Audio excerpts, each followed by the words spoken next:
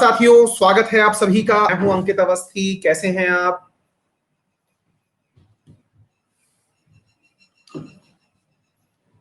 Hopefully आप सभी लोग बहुत अच्छे हैं।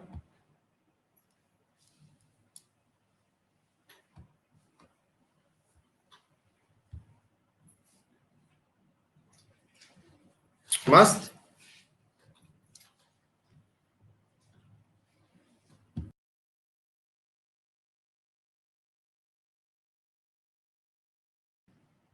हाँ जी, बहुत बढ़िया। सुशील, अभय अभय कृष्णा जो है वो चश्मे की कीमत पर अटके हुए हैं। बहुत सस्ता है भाई, किसी ने हमें गिफ्ट कर दिया था यार। हाँ जी, दीपक ओझा, संतोष, पिंकी गौतम, सभी साथियों को good evening.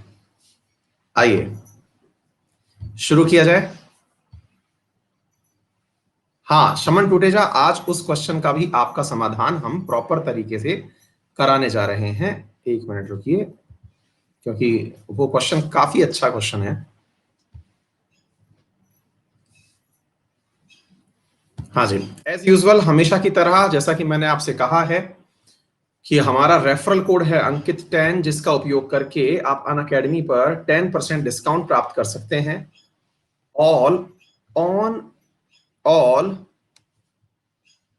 On all Unacademy subscriptions. फिर चाहे आप यूपीएससी की तैयारी करें, एसएससी की तैयारी करें, बैंकिंग की तैयारी करें, जिस भी एग्जाम की तैयारी कर रहे हो, यदि वहां पर अनअकैडमी अपना कोर्स बनाती है तो आप अंकित 10 यूज करके 10% डिस्काउंट प्राप्त कर सकते हैं। क्लियर?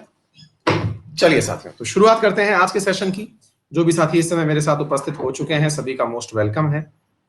और इसी वेलकम के साथ में आपके सेशन को हम शुरू कर रहे हैं। आज का विषय क्या है ये मैं आपको पहले बता दूं। आज का विषय है साथियों, हम लोग चर्चा करेंगे एम लक्ष्मीकांत से। एम लक्ष्मीकांत से हम क्या चर्चा करने वाले हैं? माय लॉर्ड, सुप्रीम कोर्ट की हम चर्चा करने वाले हैं। सुप्रीम कोर्ट की हम चर्चा क्यों कर रहे हैं? क्योंकि हम ये जानना चाह रहे हैं कि भाई केंद्र में कौन कौन सी ऐसी प्रभावशाली चीजें हैं जिनका हमारे व्यक्तित्व पर प्रभाव पड़ता है। जैसे हमने लेजिस्लेचर्स के बारे में बात करी, तो हमने संसद की बात करी, एग्जीक्यूटिव्स की बात करी, अब हम सीधे पहुंच चुके हैं सुप्रीम कोर्ट तक। तो आइए प्रश्नों के माध्यम से इन सारी चीजों की बात करेंगे। और हाँ, एक चीज जो मैंने कल आपसे प्रॉमिस की थी वो क्या थी? मैंने आपसे प्रॉमिस किया था कि मैं आपको बताऊंगा कि कौन सा बिल कब लैप्स होता है। असल में कल हम एक चर्चा कर रहे थे कि कौन सा बिल कब तो लैप्स होता है और कब लैप्स नहीं होता है, इसके बारे में। तो जैसे ही सेशन अंत में आ रहा होगा तब मैं आपको कौन सा बिल और कैसे लैप्स होता है सारी बातें चर्चा के दौरान आपको बताऊंगा। क्लियर है? चलिए तो शुरू करते हैं मेरे प्यारे साथियों। बिल लैप्स होने की कहानी भी हम आपको बताएंगे। तो सबसे पहले सवाल की तरफ आपकी यात्रा। पहला सवाल आपके सामने है, with regard to Supreme Court consider the following statement. Supreme Court के संदर्भ में निम्नलिखित कथनों पर विचार करें। Number 1, the minimum age of appointment to the post of जज in the supreme court is 55 year. अगर सुप्रीम कोर्ट में किसी व्यक्ति को जज बनाना है तो उसकी जो मिनिमम आयु रखी गई है वो 55 साल है। नंबर 1 बात। दूसरी बात कही गई है मेरे प्यारे साथियों आपके सामने सवाल के अंदर, द रिटायरमेंट एज ऑफ जज of the supreme court is 65 year. तीसरा है, द मैक्सिमम नंबर ऑफ जजेस इन the supreme court excluding the chief justice is 33। बताइए कौन सा कथन यहां पर सही है? बहुत ही ज्यादा सही सवाल है, फटाफट बता दीजिए कौन सा कथन यहां पर सही है।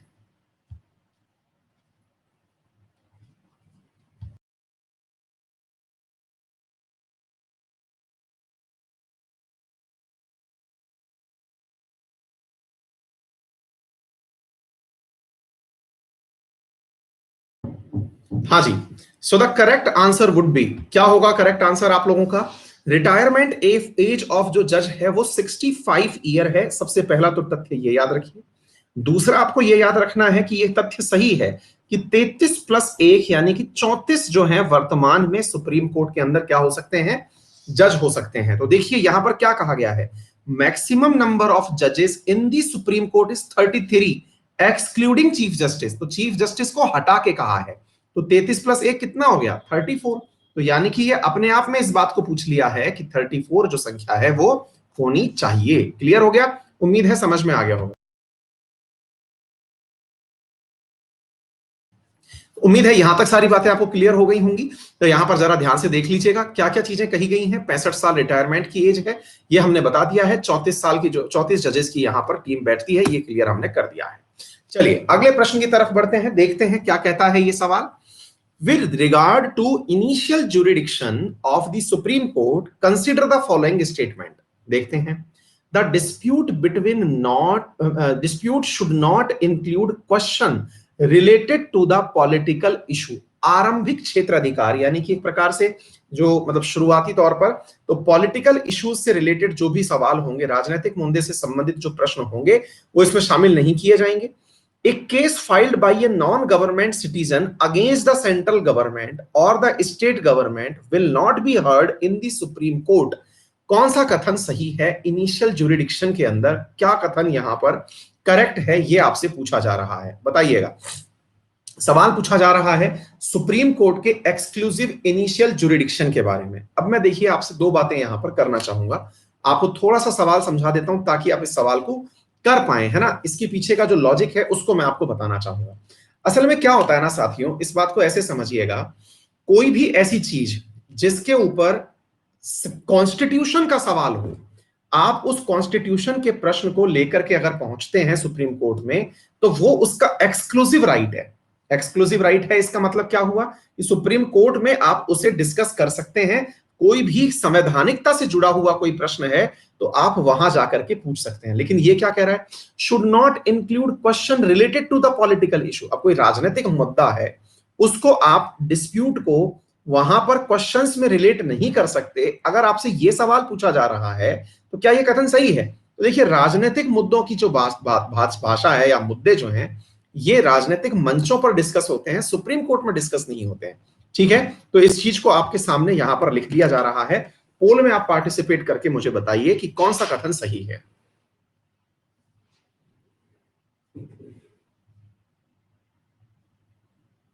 इनिशियल ज्यूरिडिक्शन में बात की गई है। आप में से कई साथी क्या करेंगे, मैं आपको बता दूं मेरे प्यारे साथियों, आप में से कई साथी ऐसा करेंगे कि ये समझेंगे कि ये तो आंसर गलत हो गया, है ना।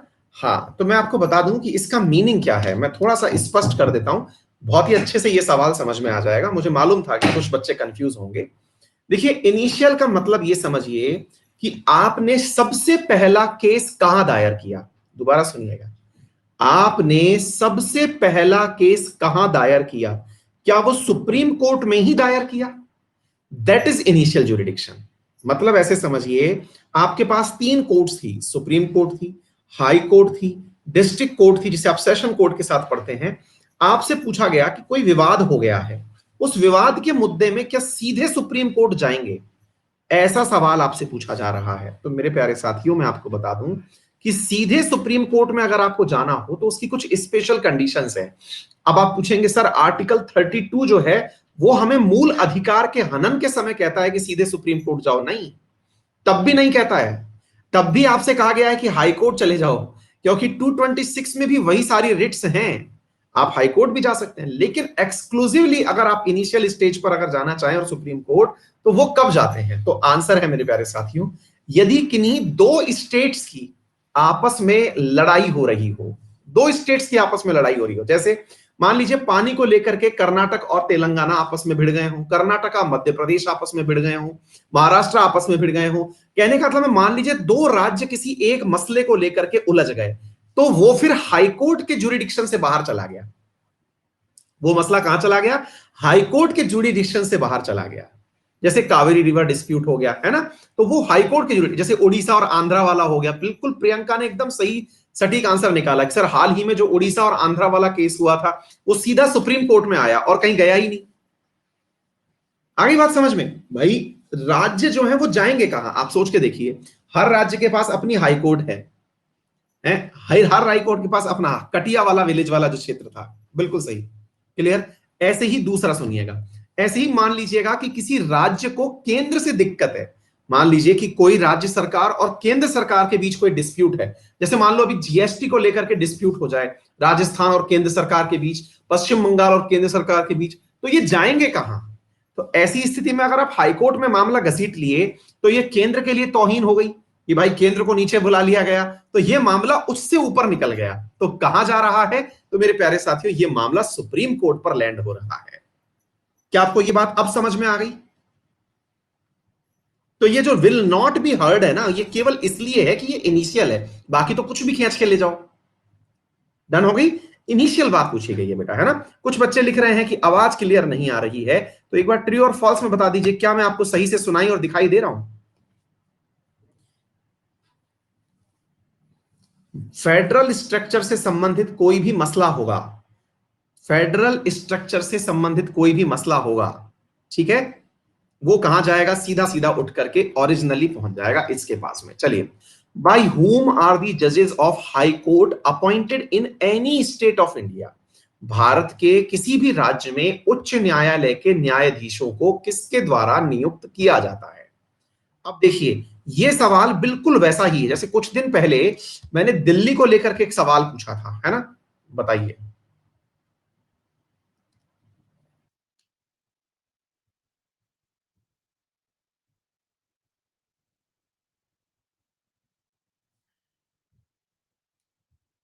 केजरीवाल को लेके पूछा था, है ना। हाँ, तो आंसर नहीं बताया, असल में मैं कुछ और बताना चाह रहा था आप लोगों को। हाँ, असल में मैं ये कहना चाह रहा था कि ये भी गवर्नर जो है, ये भी राष्ट्रपति के द्वारा ही नियुक्त किए जाते हैं, ठीक है ना। अपॉइंटमेंट है इनका, इनका अपॉइंटमेंट है ना।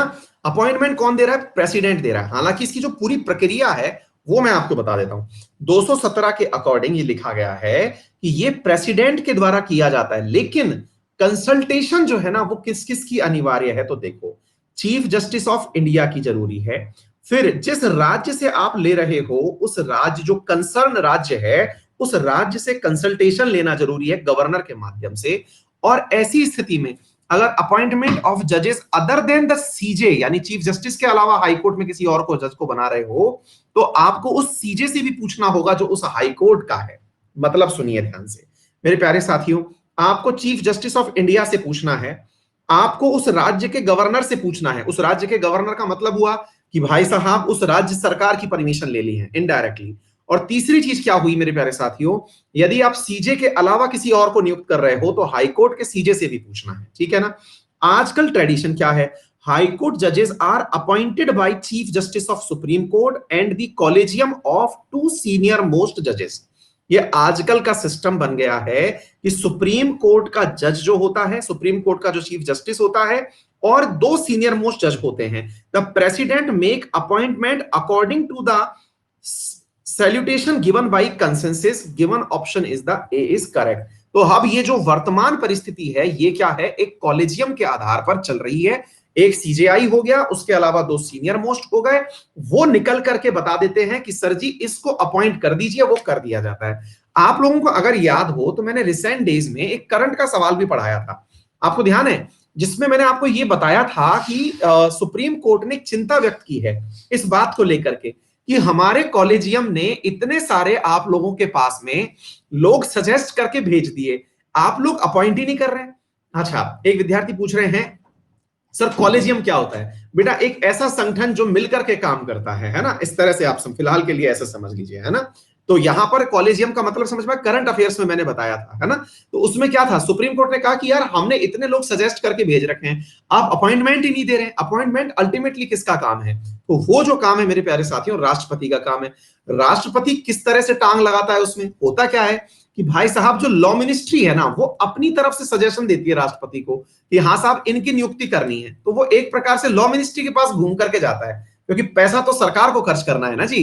तो इस चक्कर में आपको मैंने पूरी कहानी बताई हुई है, ठीक है। चलिए एक और सवाल की तरफ चलते हैं। निम्न में से कौन सा कथन सुप्रीम कोर्ट के संदर्भ में सही है? पहला, it has the power to hear against the decision given by any court और ट्रिब्यूनल इन द इंडिया। पूछा गया है किसी न्यायालय और अधिकरण द्वारा दिए गए निर्णय के विरुद्ध सुनवाई करने की शक्ति इसके पास है। मान लीजिए आपको लगता है कि हाई कोर्ट ने या किसी डिस्ट्रिक्ट कोर्ट ने सही निर्णय नहीं दिया, आपको उसके खिलाफ जाना है, जाइए, नंबर एक। दूसरा, it has the power to advise और एनी क्वेश्चन और issue asked by the president of India, यानी कि इसके पास पावर है सलाह देने की और ऐसे सवाल पर सलाह देने की या ऐसे मुद्दे पर अपनी राय व्यक्त करने की जो प्रेसिडेंट ऑफ इंडिया ने पूछा हो। द सैलरी ऑफ जजेस of supreme court of India can be discussed in parliament. Salary के ऊपर डिस्कशन पार्लियामेंट में हो सकता है क्या? All other court of India come under its jurisdiction. तो आपसे अब सवाल पूछा गया है कौन से कथन सही है, और मुझे लगता है कि अधिकांश लोग जो है वो देखते ही आंसर तक पहुंच गए होंगे कि आंसर क्या हो सकता है। मतलब ऐसे सवाल करते समय ना थोड़ा पॉलिटिकल सोच रख लिया करो अपने दिमाग में। मैं एक हिंट दे देता हूं।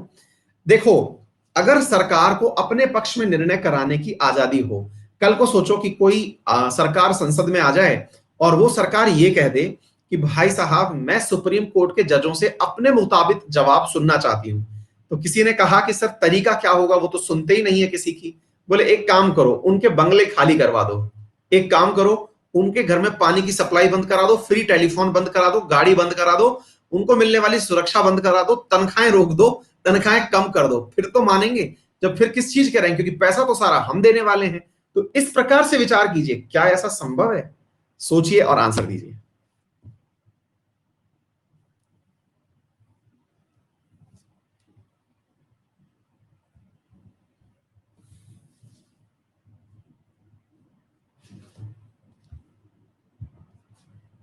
है ना, जब सीधा आंसर ना निकले तो रिवर्स थॉट ले आया करो।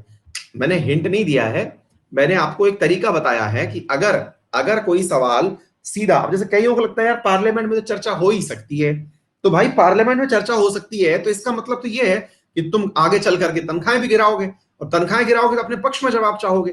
तो डायरेक्ट आंसर नहीं पता था, लेकिन इनडायरेक्टली आंसर निकल सकता है ना। हाँ, मैंने हिंट नहीं दिया है। अगर आप इसको हिंट का बुरा मत मानिए, मुझे ऑलरेडी पता था कि आप में से बहुत सारे लोगों को आंसर आता है। ठीक है, मैंने तो केवल मतलब आप लोगों से एडिशनली डिस्कशन किया है। मुझे आप सबका आंसर मालूम था, एक एक आंसर जोड़ लो सब लोग।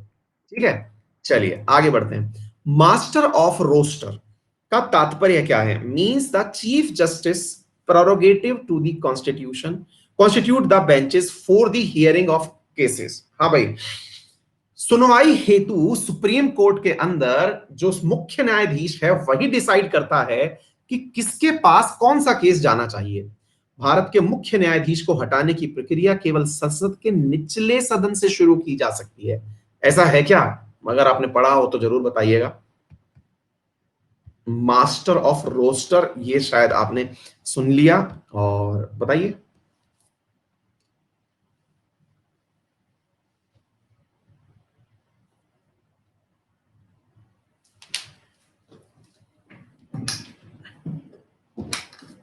बिल्कुल सही। नहीं, मैंने कोई हिंट नहीं दिया है इसमें, मैं तो बिल्कुल सीधा सा समझाता हुआ ले गया इस सवाल को। आप लोगों ने बिल्कुल सही से कर दिया। हाँ जी, सिंपल सी बहुत बेसिक सी बात है जी। ऐसा नहीं है कि राज्यसभा केवल ऑर्नामेंटल है कि हाँ सुनो यार कुछ बड़े लोगों को बिठाना जरूरी है तो चलो राज्यसभा बना दो, ऐसा भी नहीं है। केवल इसलिए राज्यसभा का अंतर है कि बस वहां पे मनी बिल का डिस्कशन नहीं हो पा रहा है, बाकी तो सब सही है ना। मतलब मनी बिल इंट्रोड्यूस नहीं हो पा रहा है, डिस्कशन तो वहां भी हो रहा है। हाँ जी, लोकसभा में 100 सदस्य और राज्यसभा के 50 सदस्य, बस इतना अंतर है। ये कुछ भी कर सकते हैं, राज्यसभा का इन्वॉल्वमेंट है। ये मास्टर ऑफ रोस्टर क्या है ये मैं आपको बता देता हूं। देखो साथियों, क्या होता है ना, जैसे आप ऐसे समझो कि मतलब सीजेआई हर कोई क्यों बनना चाहता है, तो ऐसी चीज सोच के देखते हैं एक बार। आज मान लो सुप्रीम कोर्ट के अंदर एक दिन में लगभग, आप ये मान लो कि लगभग समझो 500 500 ज्यादा हो जाएंगे, 300 से 400 केस की तो हियरिंग होती ही होगी। मैं आपको हाई कोर्ट की बता दूं तो हाई कोर्ट्स में on an average per day के हिसाब से, हाँ मतलब 400 से ज्यादा केसेस की पर डे सुनवाई होती है, मतलब हाई कोर्ट्स के अंदर, है ना। अब क्या होता है कि इनमें से कोई ऐसा केस है जिसके आधार पर पूरे देश में सुप्रीम कोर्ट की इमेज जाने वाली है। मतलब यूं समझो कि साहब ये जुरिडिक्शन लैंडमार्क जुरिडिक्शन कहलाएगा, दुनिया चर्चा करेगी ऐसे केस के बारे में। तो यहां पर एक हायरार्की सिस्टम तय किया हुआ है। हाँ, जैसे कि आपने कहा, है ना। अच्छा, मैं आपको बताऊं साथियों, अगर आपको याद हो तो भारत के अंदर जो केशवानंद भारती वाला केस था, इसको बहुत सारे देशों में भी कोट किया गया है। मतलब ऐसा नहीं है कि ये इंडिया की मतलब कहते हैं। और जैसे आपको वो क्या कहते हैं उसको, जो एलजीबीटीक्यू कम्युनिटी वाले सेक्शन में जो गिरफ्तारी का प्रोविजन हटाया गया, वो लैंडमार्क डिसीजन के रूप में बहुत सारे देशों में कोट किया गया। इन्हें प्रोग्रेसिव थॉट्स माना जाता है कि यार मतलब ये नई चीजें इवॉल्व हो रही हैं डेमोक्रेसी के अंदर। तो इन नई डेमोक्रेसी के अंदर इवॉल्व होती हुई चीजों को सुप्रीम कोर्ट चाहती है कि हमारे नेतृत्व में ऐसे कार्य हों जिसकी वजह से लैंडमार्क डिसीजंस आए, है ना। तो ऐसी स्थिति में मेरे प्यारे साथियों, सुप्रीम कोर्ट का जो सीजेआई होता है वो क्या करता है, खुद तो डिसाइड करता है कि ये केस कहां जाना है। अब जैसे राम मंदिर वाला केस था, बहुत लंबे समय से मतलब चला आ रहा था, तो सीजेआई ने डिसाइड कर रहा था कि भैया इस केस की सुनवाई कौन कौन करेगा, ताकि ऐसा ना हो कि सुप्रीम कोर्ट की साख पर सवाल आए। यानी इतने सालों से चला आ रहा मसला था, चाहे कोई सा भी ऐसा हाईली डिस्प्यूटेड जो मुद्दा आप सुनते हैं ना, वो सारा कौन डिस्कस करता है, सीजेआई अपने सेलेक्टेड पैनल्स के थ्रू, कि हाँ भाई ये आगे चल करके लोग हमारी गरिमा के ऊपर सवाल ना लगा दें। ठीक है, तो ये चीज जो है वो मास्टर ऑफ रोस्टर के तहत की जाती है। ये उसकी खुद की पावर है मेरे प्यारे साथियों, है ना। तो ये समझिए कि एक प्रकार से प्रशासनिक कार्य है जो कि अपने आप से डिसाइड करता है कि कौन कौन से केस की सुनवाई करेगा। ठीक है, बहुत ही बढ़िया चीज है ये। अरिजीत, लास्ट में बेटा मैं उस पूरे क्वेश्चन को डिस्कस कर रहा हूं आपके साथ, चिंता मत करिए, मैं पूरा कंटेंट लेके आया हूं आपके साथ, सारे केसेस डिस्कस करूंगा। ठीक है, चलिए। The supreme court is also bound to follow its on decisions. ये बहुत सही सवाल है, क्या है। तो मेरे प्यारे साथियों, कहा जा रहा है कि सर्वोच्च न्यायालय अपने स्वयं के निर्णयों को मानने के लिए भी बाध्य है। सर्वोच्च न्यायालय द्वारा दिए गए निर्णयों को मानने के लिए सभी अधीनस्थ न्यायालय बाध्य हैं। यानी कि जो भी सबऑर्डिनेट कोर्ट्स हैं वो अपने दिए गए प्रायर डिसीजंस को मानने के लिए बाध्य हैं। कौन सा कथन सही है? मान लीजिए सुप्रीम कोर्ट ने एक बार कह दिया कि मैंने जो एक बार निर्णय कर दिया वो फुल एंड फाइनल है, मैं उसको नहीं बदल सकता, ऐसा कुछ हो सकता है क्या? बहुत ही शानदार सवाल है ये,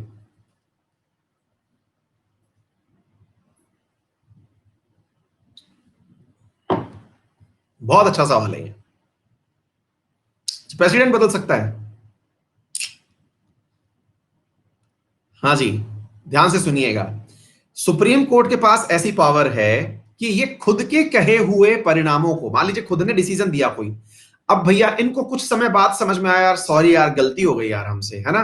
तो आपको मालूम होना चाहिए हमारा जो बेरूबारी केस था, उसके बाद गोलकनाथ केस था, उसके अनंत केशवानंद भारती केस था, यहां हर बार परिणाम बदलते रहे। एक बार सुप्रीम कोर्ट को समझ में आया अच्छा ऐसा करना चाहिए, फिर किसी ने कहा नहीं सर आपने गलत कर दिया था तो चलो हमको ऐसा करना चाहिए, फिर सर आपने लास्ट टाइम डिसीजन ये दिया था आपको चेंज करना चाहिए, समय की मांग ये है, चलो तो फिर हम ऐसा कर लेते हैं। ऐसा ही इन दिनों सबरीमाला केस के साथ चल रहा है। सबरीमाला केस के अंदर महिलाओं को परमिशन मिल गई, स्टेट गवर्नमेंट और लोगों ने विरोध किया तो बोले ठीक है एक काम करते हैं फिर से सुनवाई करते हैं, लाओ सुन लेंगे हम। कहने का मतलब क्या है, सुप्रीम कोर्ट अपने डिसीजन बदल सकता है, सुप्रीम कोर्ट अपने डिसीजन बदल सकता है ना, सुप्रीम कोर्ट अपने डिसीजन बदल सकता है। अब आपके मन में एक बहुत बेसिक सा सवाल आएगा, बोले सर एक मिनट बताओ मुझे आप, सुप्रीम कोर्ट डिसीजन बदलता है तो शर्म नहीं आती है क्या? हाँ, अब शुभम चौधरी कह रहे हैं अच्छा तो सर एक बात बताइए, किसी को फांसी दे दी तो? अब ये तो बहुत बड़ी सवाल है, किसी को फांसी दे दी और बाद में पता चल रहा है गलत दे दिए। नहीं, अब मैं इसकी जगह भी आपको आंसर देता हूं, सुप्रीम कोर्ट अपने डिसीजन बदलती है, लेकिन मेरे प्यारे साथियों वो ये तथ्य का ख्याल रखती है, क्या ख्याल रखती है, कि यहां पर जो पहले वाली बेंच थी उससे बड़ी वाली बेंच बनेगी तो ही डिसीजन बदले जाएंगे। दोबारा सुन लीजिएगा मेरे प्यारे साथियों, जो पहले वाली बेंच थी, मान लीजिए पहले 3 जजेस की बेंच थी, तो 3 जजेस की बेंच को 5 जजेस की जो बेंच बैठेगी ना वही पलट पाएगी। 5 जजेस की बेंच को 7 जजेस वाली बेंच पलट पाएगी, 7 वालों को 9 वाली पलट पाएगी, 9 वालों को 11 वाली पलट पाएगी, 11 वालों को 13 वाली पलट पाएगी। यानी इतने सारे जज बैठ करके डिसाइड करते हैं। यानी ऐसा नहीं है कि 2 जज ने कुछ कहा फिर 2 जज ने क्यों कहा। क्या आपको मेरी बात समझ में आ रही है? अभी तक सबसे बड़ी बेंच कितने की बनी है? अभी तक सबसे बड़ी बेंच कितने की बनी है जल्दी बताइए? 13 जजेस की बनी है। क्लियर है? तो ये मेरे प्यारे साथियों मेजर गेम है। उम्मीद है आपको केशवानंद भारती वाले केस में, जहां वर्डिक्ट भी 7-6 से आया था, ठीक है ना, जहां वर्डिक्ट भी 7-6 से आया था, और 7-6 से आते आते मतलब बेसिक बेसिक स्ट्रक्चर के ऊपर कंक्लूसिव रिमार्क आ गया था। ठीक है, क्लियर हो गया? उम्मीद है समझ में आ गया होगा। हाँ जी, अब बाकी तो सब लोग मानने के लिए बाध्य हैं, आंसर तो कर चुके हैं ना हम लोग इस चीज का। आंसर तो कर चुके हैं ना सवाल का? कर चुके हैं। ठीक है ठीक है ठीक है ठीक है बेटा, है ना? तो उम्मीद है समझ समझ में आ गया होगा सभी लोगों को क्या था। तो फर्स्ट ऑप्शन जो है वो गलत है और दूसरा ऑप्शन जो है वो सही है। जो इनने कह दिया वो सभी लोग मानने के लिए तैयार हैं। ये तथ्य आप लोग अतिरिक्त रूप से जान लीजिएगा, ठीक है ना? चलिए आगे की तरफ बढ़ते हैं, अगले प्रश्न की तरफ। अगला प्रश्न है, consider the following statement regarding salary, allowances and other facilities, leave and pension of supreme court जजेस। बहुत ही बेसिक सा सवाल है। अभी थोड़ी देर पहले एक बच्चे ने पूछा भी था कि सर कहां पर लिखा हुआ है, क्या लिखा हुआ है, थोड़ा बताइए।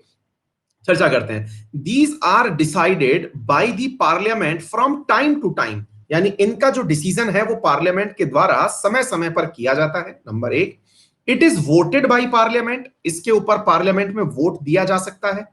नेक्स्ट चीज, these are paid from the contingency fund of India, आकस्मिक निधि से इनका जो है वो क्या किया जाता है मेरे प्यारे साथियों, निर्धारण किया जाता है। ये सवाल आपसे पूछा जा रहा है। बताइए कौन सा कथन यहां पर लिखा गया है नॉट ट्रू है? दोबारा सुन लीजिएगा, which of the following statement is not true? ध्यान से सोच के आंसर कीजिएगा, ध्यान से।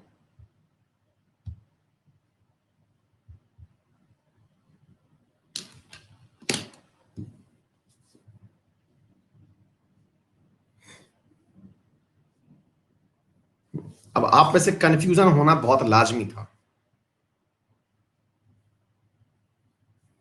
हाँ जी, क्या है? आइए अब मैं आप लोगों को बताता हूं। मेरे प्यारे साथियों, यहां पर एक बात बहुत ही इंपॉर्टेंट है और वो क्या है आपको बताता हूं। आप लोग पता है किस चीज से कंफ्यूज हुए? एक तो कंटीजेंसी से कंफ्यूज हुए, कंटीजेंसी और कंसोलिडेटेड, कंसोलिडेटेड इनमें कंफ्यूज हो गए।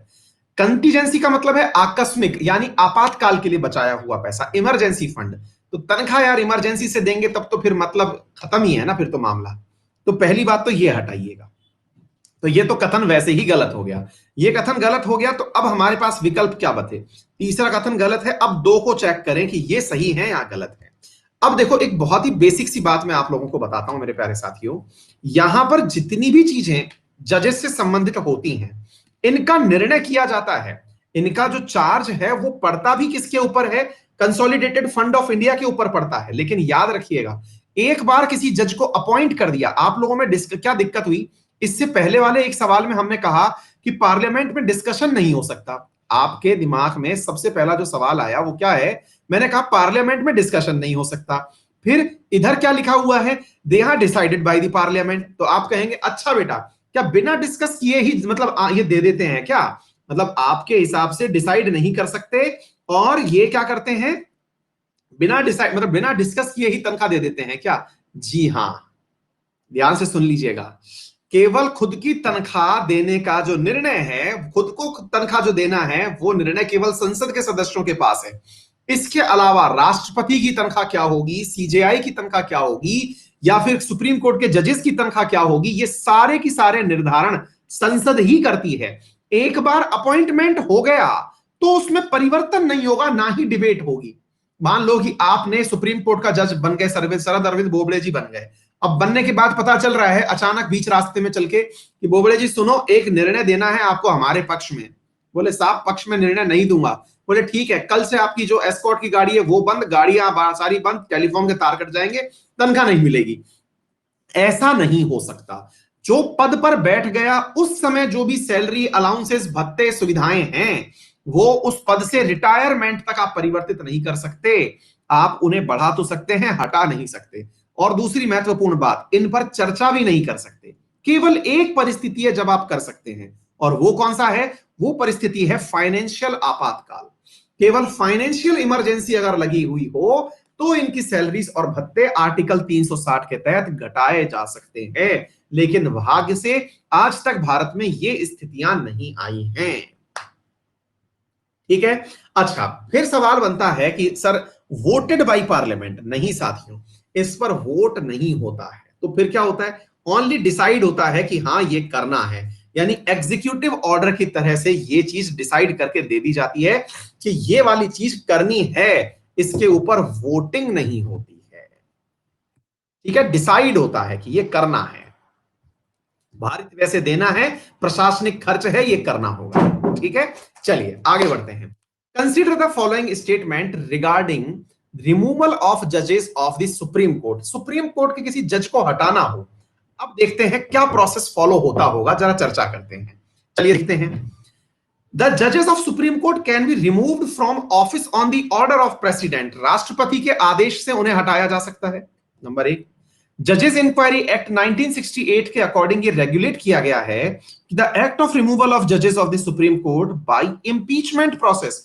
जजेस इंक्वायरी एक्ट के अंदर ये बात लिखी गई है कि उनको इंपीचमेंट प्रोसेस से हटाना चाहिए। The removal motion of impeachment should be given to the speaker and chairman after the signing of 100 member in case of Lok Sabha and 50 member of the Rajya Sabha. क्या है मेरे प्यारे साथियों, सही जवाब आपसे पूछा जा रहा है, बताइएगा।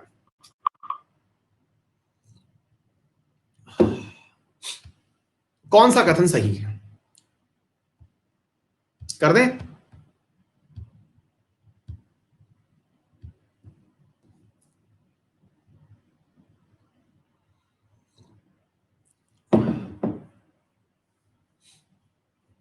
कई लोग तो साहब इस बात को लेकर के, अरे सर ऐसे कैसे हो सकता है, राष्ट्रपति थोड़ी हटाता है, संसद हटाती है।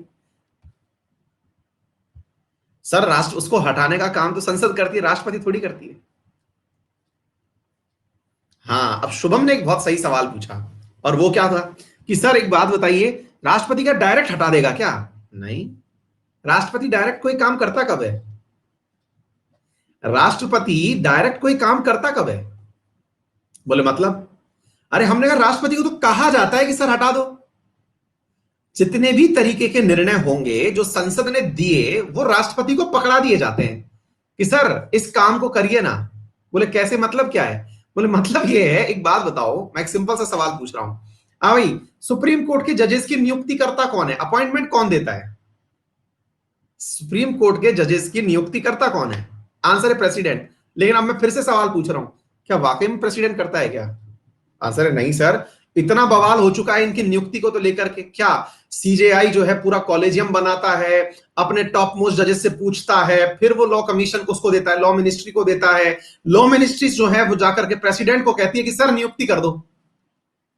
मतलब क्या है, देश में कोई भी अपॉइंटमेंट, या फिर देखिए एक सबसे बेसिक बेसिक बात समझिए, जब आपको कभी कंफ्यूजन होने लगा ना कौन हटा सकता है, याद रखिएगा भारत का जो सर्वोच्च पद है वो राष्ट्रपति है, डन। और जिस व्यक्ति को जिस पद पर बिठाया गया है, जिसके आदेश से बिठाया गया है, उससे नीचे के व्यक्ति द्वारा पद से हटाया नहीं जा सकता। यह सरकारी नौकरियों में दी जाने वाली सबसे बड़ी प्रतिरक्षा है, सबसे बड़ी इम्यूनिटी है। हटाने के लिए आपको या तो वही व्यक्ति उस पद को पद से हटाएगा। कई बार कहते हैं ना सरकारी नौकरी के अंदर सबसे, हाँ अब देखिए अभय आभा ने लिख भी दिया, 311 नंबर आर्टिकल है, ये याद रखिएगा।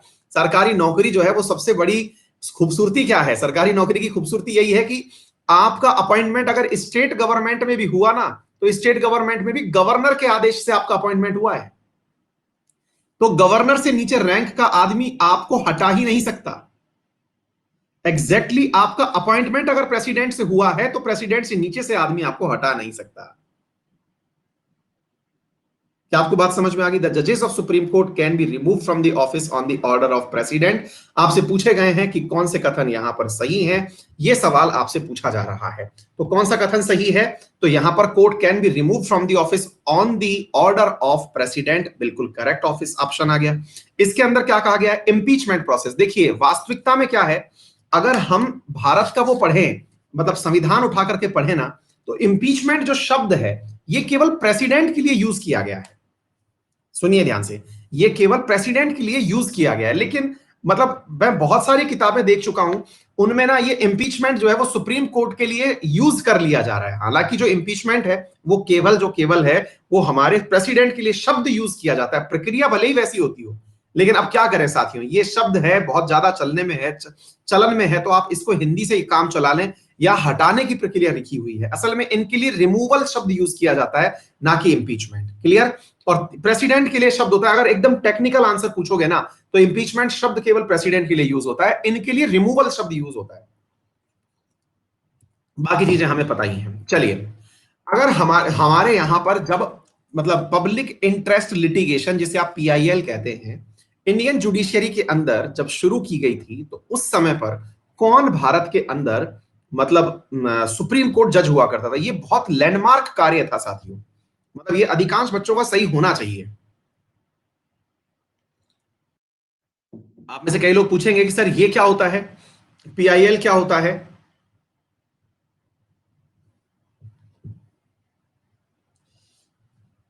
ना?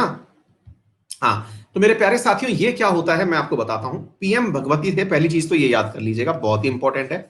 दूसरी बात मैं आपको बताता हूं पीआईएल क्या होता है। जैसे मान लीजिएगा कि आज आपको लग रहा है कि भाई किसी भी मुद्दे पर आपको लग रहा है, जैसे कि भाई हमारे आपके जिले के अंदर या किसी पर्टिकुलर क्षेत्र में मान लीजिए पानी नहीं आ रहा है, कहीं पर स्वास्थ्य सुविधाएं नहीं है, कोई व्यक्ति है जो काफी दिनों से पीड़ित चल रहा है और उसकी कोई सुनवाई नहीं कर रहा है, तो ऐसी स्थिति में सुप्रीम कोर्ट में ये स्पेशल प्रावधान दिया गया कि सारी बातें हटाइए।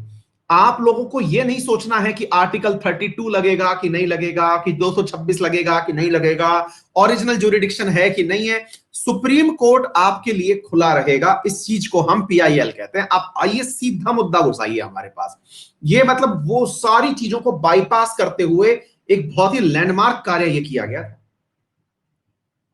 यानी पीआईएल को अपने आप में आप यूं समझिए मेरे प्यारे साथियों कि जुडिशियरी के अंदर ये सबसे अल्टीमेट चीज जो अब तक की गई है। हालांकि अब इसकी वजह से जो नुकसान है वो क्या है मैं आपको बता दूं। इसकी वजह से नुकसान ये है कि सोशल इंटरेस्ट के मुद्दों पर अब रोजाना के हिसाब से हजारों पीआईएल जो है वो सुप्रीम कोर्ट जाती हैं, और वो जाने के कारण सुनवाई उनकी होती नहीं है, वो रद्दी में ही फिक जाती है। है ना? तो मेरे प्यारे साथियों ये जो पीएन भगवती जी थे इनके द्वारा किया गया। फिर आप पूछेंगे तो बोले सर अच्छा तो ऐसी चीज के अंदर फिर सुनवाई होती कब है? तो भैया ये बात बोलनी तो नहीं चाहिए, लेकिन आपके पास वकील थोड़ा दमदार हो, जिसकी चलती हो, जो जाकर के उनको कहे कि सर मुद्दा बहुत इंपॉर्टेंट है, इसे लीजिए, अखबारों में चर्चाएं चल रही हैं सर इसको लीजिए, वो बिल सुनने में आ जाता है। आगे बढ़ते हैं। कौन सा स्टेटमेंट यहां पर गलत है ये सवाल पूछा गया है। हाँ, कपिल सिब्बल हो या फिर मतलब बहुत सारे हैं, है ना? चलिए, if any dispute arises regarding the election of president, मान लीजिए president and vice president in India, only the supreme court has the power to settle it. अब राष्ट्रपति के चुनाव के मामले में ही भाई साहब भसड़ हो गई, है ना? हाँ, आपने जॉली एलएलबी वाला केस भी पीआईएल का देखा होगा, शायद याद होगा। कहीं भी लाई जा सकती है पीआईएल, आप कहीं ले जाइए। अब सवाल क्या पूछ रहा हूं मैं आपसे, ध्यान से सुनिएगा। मान लीजिए कोई डिस्प्यूट हो गया, अब राष्ट्रपति का चुनाव था, अब राष्ट्रपति के चुनाव में मामला फैल गया। एक कह रहा है सर मेरे वोट काउंट नहीं हुए, एक कह रहा है सर कोई आया नहीं था उसके वोट काउंट कर ली, दिक्कत हो गई। कोई कह रहा है सर वो एकल संक्रमणीय मत पद्धति अपनाई गई थी, हमारे तो कई सांसदों को समझ में ही नहीं आई। तो ऐसी स्थिति में क्या आप इस मामले को लेकर सुप्रीम कोर्ट जा सकते हैं? पहली चीज, द कंडक्ट ऑफ प्रेसिडेंट और members of the union UPSC is examined by the Supreme Court only on the request of President and his advice is binding on the President। बहुत ही जबरदस्त बात है, ध्यान से सुनिएगा। अगर मान लीजिएगा आपसे यह पूछा जा रहा है कि भाई आपने कहा कि यूपीएससी के किसी मेंबर के ऊपर यह एलिगेशन लगा है कि वो रिश्वत लेते हुए पाया गया, या फिर उल्टा समझ लीजिए कि उसने अपनी पावर का उपयोग किया कुछ कार्य करवाने में, कोई सरकारी टेंडर पाने में। प्रेसिडेंट ने कहा कि साहब इसके खिलाफ जांच होनी चाहिए। अब जांच के मामले में सुप्रीम कोर्ट ने जांच तो कर दी, लेकिन साहब अब ऐसी स्थिति में जो प्रेसिडेंट ने कहा कि जांच करिए, तो अब हाँ, तो यहां पर क्या हुआ, उसने जो परिणाम दिए सुप्रीम कोर्ट ने जांचने के बाद कि हाँ साहब ये दोषी पाया गया है, प्रेसिडेंट कह रहा है नहीं मामला सेट हो गया, कोई दिक्कत नहीं है, चलने दो इसको। आपकी जांच में भले ही ये दोषी पाया गया हो, लेकिन मुझे लगता है कि चलने देना चाहिए, अच्छा आदमी है, कोई दिक्कत नहीं, अब बात हो गई है इससे, आगे से नहीं करेगा। तो क्या ऐसा हो सकता है? तो आपको इस पर विचार करना है, क्या ऐसा हो सकता है कि प्रेसिडेंट ना माने सुप्रीम कोर्ट की राय? There is a rule for जजेस of the Supreme Court that after retirement they cannot advocate in any court or tribunal in India। यहां पर फिर सवाल पूछा जा रहा है, क्या ऐसा कोई नियम है क्या कि हमारे यहाँ के जो कोर्ट के जजेस हैं, सुप्रीम कोर्ट के जजेस हैं, वो इसके अलावा कहीं पर एडवोकेट बनकर के कार्य नहीं करेंगे? और आखिरी है, सुप्रीम कोर्ट जजेस can not be punished for contempt of their court. हाँ भाई, सुप्रीम कोर्ट के जजेस को कंटेम्प्ट ऑफ कोर्ट के लिए पनिशमेंट नहीं दिया जा सकता, ऐसा है क्या? तो भाई साहब बहुत ही प्यारा सवाल है। ये सवाल मुझे नहीं लगता कि आप में से कोई भी बच्चा गलत करेगा यदि कर्नन वाला केस याद होगा।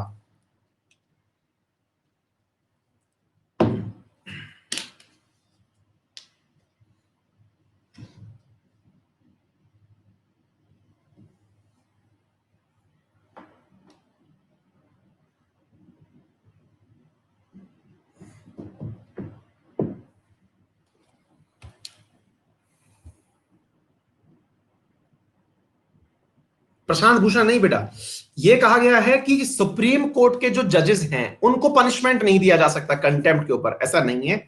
अगर आपने गुस्ताखी की है तो अभी हाल ही में मैंने उदाहरण के रूप में दिया था, है ना, और वो मैंने कहा था आप लोगों से, जस्टिस कर्नन वाला केस मैंने हिंट में इसलिए दिया कि हाई कोर्ट के जज के ऊपर भी कंटेम्प्ट लग चुका है और उसको जेल भी हो चुकी है। ऐसे ही सुप्रीम कोर्ट के जजेस के ऊपर भी यदि वो ही ऐसा कार्य कर रहे हो जो सुप्रीम कोर्ट की गरिमा के खिलाफ है तो सुप्रीम कोर्ट में उस केस की सुनवाई हो सकती है ना। तो ये कैन नॉट वाला शब्द जो है वो फॉल्स है, लेकिन आप सोच के देखिए आपको कितनी सारी ट्रू बातें पता चली।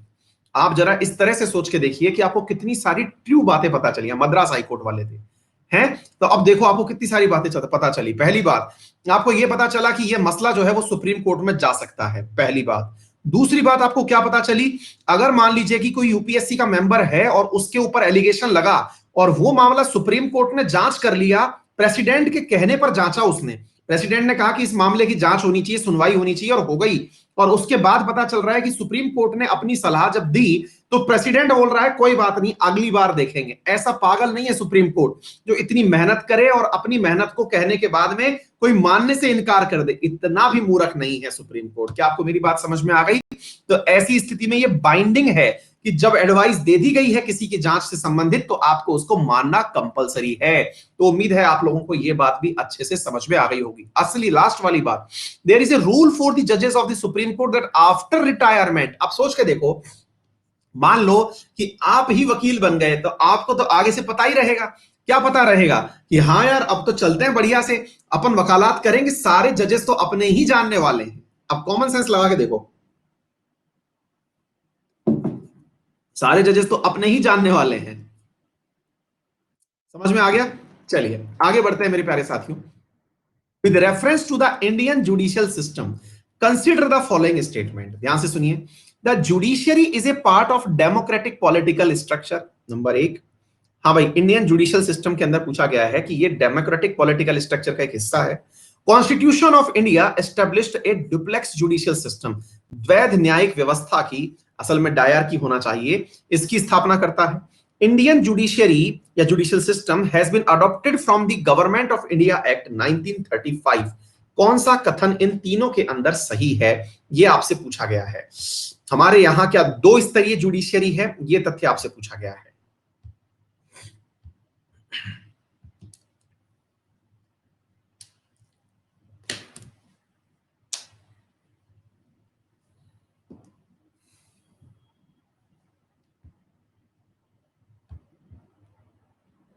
परफेक्ट, बहुत ही अच्छा, ठीक है। चलिए तो यहां से आगे बढ़ते हैं मेरे प्यारे साथियों।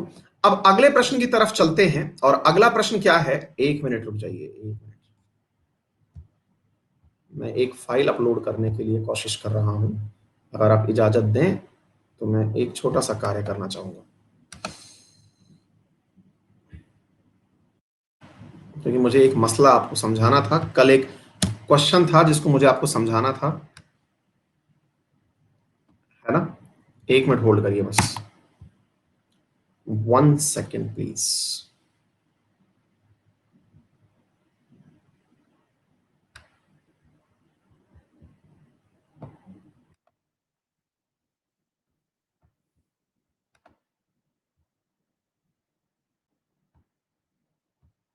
एक मिनट,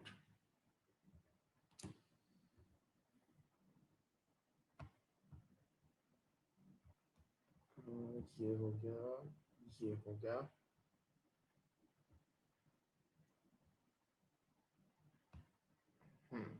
लीजिए साथियों, एक सवाल देखिए। कल हम एक मुद्दे पर थे कि बिल कब लैप्स होते हैं, है ना। देखिए साथियों, हम दो चीजों की चर्चा कर रहे हैं, इस कंटेंट को थोड़ा सा आप देखिए, क्लियर, इसे समझने का। हाँ, बिल लैप्स को लेकर के कल हम चर्चा कर रहे थे। आइए, तो बिल कब लैप्स होते हैं कब नहीं होते हैं, आज के सेशन में हम इस बारे में अब चर्चा करने वाले हैं। बहुत ही प्यारा और इंपॉर्टेंट सवाल है जो कि आप लोगों को मतलब एक प्रकार से आना चाहिए, है ना। तो सबसे पहली चीज हम चर्चा कर रहे हैं कि बिल लैप्स कब होता है। नंबर एक, बिल जो कि ओरिजिनेट हो लोकसभा से और वो पेंडिंग हो लोअर हाउस में ही, यानी लोकसभा में ही हो। itself is considered lapsed with the dissolution of the house। अब ध्यान सुनिएगा मेरे प्यारे साथियों, क्या कह रहा हूं। मान लीजिएगा कि कोई बिल, पहले तो आप में से जो भी साथी हैं जो इस बात को नहीं समझ पा रहे, बेटा हिंदी में मैं समझा रहा हूं ना, सुनते चलिए आप बस। इधर देखिए, लोकसभा, राज्यसभा और तीसरा पद होता है प्रेसिडेंट। ठीक है, कोई भी बिल जब एक्ट बनता है तो इस क्रम को समझिए। प्रेसिडेंट के पास जाने के बाद वो एक्ट बनता है। सबसे पहले पद होता है लोकसभा, फिर राज्यसभा, या इन दोनों में से कोई भी पद को फॉलो कर लीजिए आप। तो यहां पर सबसे पहले जो चीज इंट्रोड्यूस होती है वो असल में होती है एक प्रस्ताव है, लेकिन आप उसे बिल कहते हैं। ये बिल हुई, बिल बनी, बिल पे डिस्कशन विस्कशन का पूरा फेज क्लियर हुआ, फिर प्रेसिडेंट के पास ये बिल पहुंचा, तो ये फाइनली जब निकल करके यहां से अटेस्टेड होता है तो ये एक्ट बनता है। इतनी बात समझ में आ गई। अच्छा, अब सुनते हैं, देखिए। अब मानते हैं हम कि अगर कोई बिल था जो लोकसभा से ओरिजिनेट हुआ, केस 1, तो और वो and remain pending in the lower house, और अभी यहीं पर ही वो चर्चा भी चल रही है। मान लीजिए कोई प्राइवेट मेंबर लेके आया या कोई गवर्नमेंट मेंबर बिल को लेके आया और वो यहीं पर पेंडिंग भी चल रहा है, इस कंसिडर लैप्स्ड, इसको लैप्स कहा जाएगा with the dissolution of the house.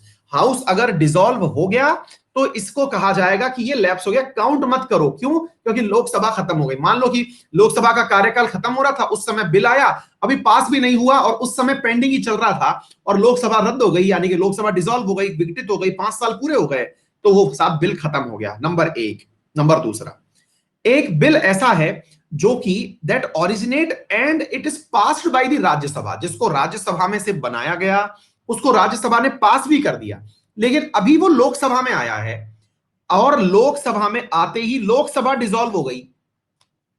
तो क्या वो लिव जो बिल यहां से यहां तक ही यात्रा करके आया है और लोकसभा मतलब डिसॉल्व हो गई, भंग हो गई, यानी कि अब लोकसभा 5 साल पूरे कर चुकी है, दोबारा सरकार में नहीं आएगी, तो ऐसी स्थिति में क्या वो बिल अगली लोकसभा को दिया जाएगा? आंसर है जी नहीं। अब वो बिल भी यहीं खत्म समझा जाएगा, यानी कि राज्यसभा का जो कार्य था वो जीरो कंसीडर किया जाएगा। क्या आपको ये बात समझ में आ गई? आगे चलते हैं। एक बिल जो originate and are passed in Lok Sabha but are pending in Rajya Sabha also considered lapse. इसका मतलब क्या है? मान लो कि लोकसभा जाते जाते, ये सबसे इंपॉर्टेंट है साथियों, ये बहुत इंपॉर्टेंट है, इसको यूं समझ के चलना। अगर लोकसभा डिसॉल्व हो जाती है, डिसॉल्व होने का मतलब हुआ कि साथियों, मतलब ये चीज ऐसी हो गई कि लोकसभा ने पास करके राज्यसभा तक भेज दी और कहा गया कि बेटा तुम पास करो, हम तो जा रहे हैं, और करके और खुद रिटायरमेंट पा गए। अब राज्यसभा के पास वो पेंडिंग है। अगर ऐसी स्थिति में अगर बिल राज्यसभा के पास पेंडिंग है तो क्या होगा? तो मेरे प्यारे साथियों, ऐसी स्थिति में भी उस बिल को लैप्स कंसीडर किया जाएगा। क्यों? क्योंकि हो सकता है लोकसभा जाते जाते जल्दबाजी में कुछ काम कर गई हो सकता है लोकसभा जल्दबाजी में 2-4 बिल पास कर गई हो। अब हमको जल्दबाजी कंसीडर करनी है, इसलिए हम बोल रहे हैं बिल लैप्स करो भैया इनका, क्योंकि अब ये नहीं बचे हैं। ये सारे सत्रवसान हैं, है ना, डिसोल्यूशन बोले तो सत्रवसान। एक कंडीशन और देखिए, bill that originate and is passed in the Rajya Sabha but it is return with the amendment to the upper house by the Lok Sabha and does not get the clearance of Rajya Sabha is considered to have lapsed on the date of dissolution of the lower house। इसका मतलब क्या है? देखो, इसको थोड़ा सा समझिएगा। राज्यसभा ने कोई बिल पास किया, बिल पास कर करके उसको मतलब उन्होंने लोकसभा के पास भेजा। लोकसभा ने कहा कि हमें ये बिल मंजूर नहीं है, बिल मंजूर नहीं है, इस बिल में ये संशोधन किए जाएं। अब संशोधन प्रस्ताव के साथ राज्यसभा के पास भेज दिया। इतने देर में पता चला कि लोकसभा का कार्यकाल भंग हो गया। अब कार्यकाल भंग हो गया, यानी कार्यकाल अब नहीं बचा, लोकसभा अब नहीं बची, तो क्या उस बिल का कार्यकाल मतलब बिल को कंसीडर किया जाएगा? जी नहीं। जो जा रही है ना, उसकी कोई यादें नहीं रखना चाहता, जो जा रही है उसकी कोई भी यादें नहीं रखना चाहता। ये कंसीडरेशन है कि बिल कब लैप्स होता है। तो पहली चीज तो आपको ये समझ में आ गई होगी, बिल कब लैप्स होता है। अब दूसरी चीज चलते हैं मेरे प्यारे साथियों, और वो क्या है? बिल कब पास माना जाता है ना? तो आपके दिमाग में एक सवाल और भी होना चाहिए कि भाई साहब बिल फिर पास कब माना जाता है? आपने लैप्स तो बता दिया है ना, तो अब आप बताइए कि साहब वो कब लैप्स नहीं होता है। अब इधर देखते हैं, a bill that is pending in Rajya Sabha but it is not passed by the Lok Sabha. अब कोई बिल है जो राज्यसभा के अंदर ही चर्चा में चल रहा है, ध्यान से सुनिएगा, चर्चा में चल रहा है, अभी तक लोकसभा के पास नहीं आया, लोकसभा के पास आया ही नहीं, अभी मतलब टेबलों पे ही है, तो क्या उस बिल को रद्द मान लेंगे जैसे लोकसभा रद्द हो गई? अरे गजब कर रहे हो यार, लोकसभा के पास आया ही नहीं तो फिर लैप्स कैसे मान लोगे? लोकसभा के पास कोई बिल आया ही नहीं तो लैप्स कैसे मान लोगे? तो नंबर 1 तो ये सही है। दूसरा, bill that have cleared both the houses but are pending assent from the president. अब मान लो लोकसभा जाते जाते बिल पास कर गई, राज्यसभा ने भी पास कर दिया, अब वो राष्ट्रपति के पास है, यानी कि दोनों हाउसेस से उसे सहमति मिल चुकी थी, तो उसकी इज्जत रखी जाएगी। ये प्रश्न बहुत बार पूछा गया है, ये केस बना के पूछा गया है। यदि मान लीजिए लोकसभा और राज्यसभा दोनों ने पास कर दिया और लोकसभा डिसॉल्व हो गई, अब वो असेंट के लिए राष्ट्रपति के पास गई हुई है, तो क्या उस बिल को पास माना जाएगा? तो अब ध्यान से सुन लीजिएगा मेरे प्यारे साथियों, राष्ट्रपति ने अगर पास कर दिया तो एक्ट बन जाएगा, नहीं तो वो खत्म हो जाएगा। अब आप पूछेंगे राष्ट्रपति तो बाउंड है ऐसा करने के लिए कि वो उसको पास करे। नहीं नहीं, ऐसा नहीं है। ऐसी जगह पर ही मेरे प्यारे साथियों जो दूसरी कैबिनेट आती है या दूसरा काउंसिल ऑफ मिनिस्टर नया वाला बन के आता है, वो क्या कहता है इनसे? सर जी अपना पॉकेट वीटो उपयोग में ले लो। राष्ट्रपति से क्या कहता है?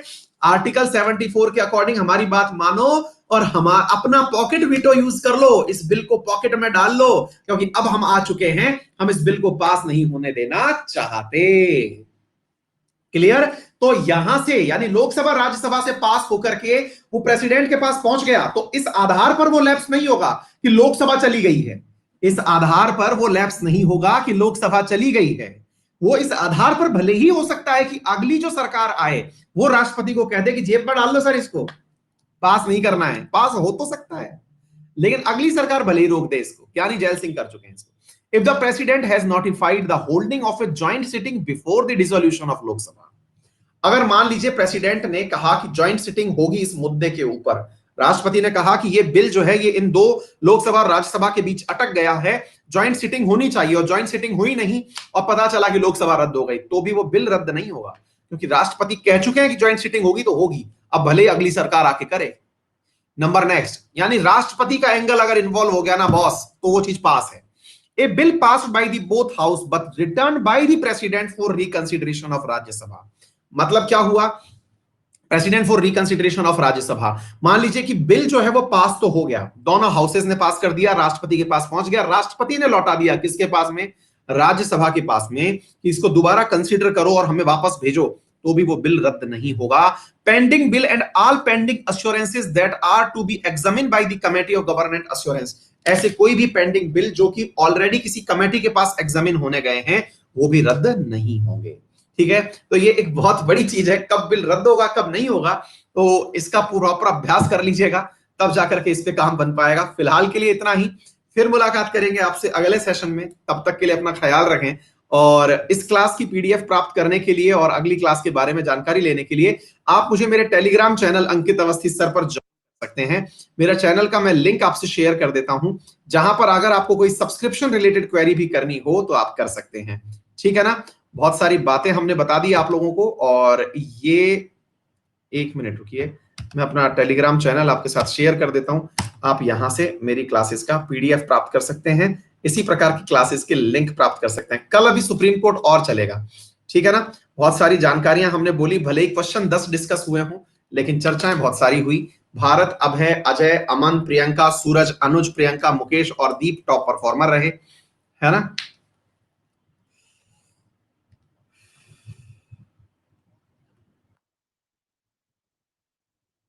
ठीक है, हाँ भाई, अगले पेज की इनको वो लेनी है, स्क्रीनशॉट ले लीजिएगा बेटा। क्लियर? चलिए, थैंक यू सो मच। अब हम अगली क्लास में प्रकट हो रहे हैं, अपना ध्यान रखिएगा। Thank you so much, take care, see you in the morning, bye bye. और याद रखिए रेफरल कोड अंकित 10। कोई भी दिक्कत हो इस टेलीग्राम पर चले जाइए, इस टेलीग्राम की डिटेल में डिस्क्रिप्शन में आपके लिए जानकारियां उपलब्ध हैं, वहां से आप सब्सक्रिप्शन ले पाएंगे। यूपीएससी में मंडे से नया बैच आ रहा है, be careful for that. Thank you.